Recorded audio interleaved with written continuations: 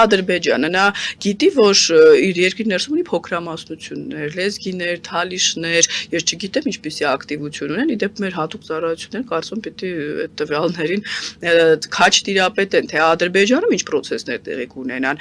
Կարող է հարվածել էներգետիկ ենթակառուցվածքներին Ադրբեջան։ Ես այսօր լսեցի երեք, որ Իլհամ Ալիևը խոսում է Եվրամիության հետ նոր էներգետիկ համագործակցության մասին, Անտոնիո Կոշտան էր խոսում, իսկ եթե Իրանը հարվածի, եւ ասի ես իրավունք ունեմ, գիտես, սիոնիստական ռեժիմը կոչ էին անում, չէ՞, հեռացրա քո տարածքից։ Մենք չունենք այդպիսի խնդիր, Մոսադի ագենտներ մեր տարածքով չեն ներթափանցում Իրան, իսկ Ադրբեջանի տարածքով ներթափանցում են։ Մյուս կողմից արաբական երկրների բնակչությունների համակրանքը չի կարող լինել Իսրայելի կողմը, հատկապես Պաղեստինի դեպքերից հետո։ Այսինքն եւ այնտեղ միապետություններ են, տարածաշրջանի երկրները մտածում են, թե ինչպիսի դիրքորոշում ունեն իրենց երկրի բնակիչները Իսրայելի վերաբերյալ։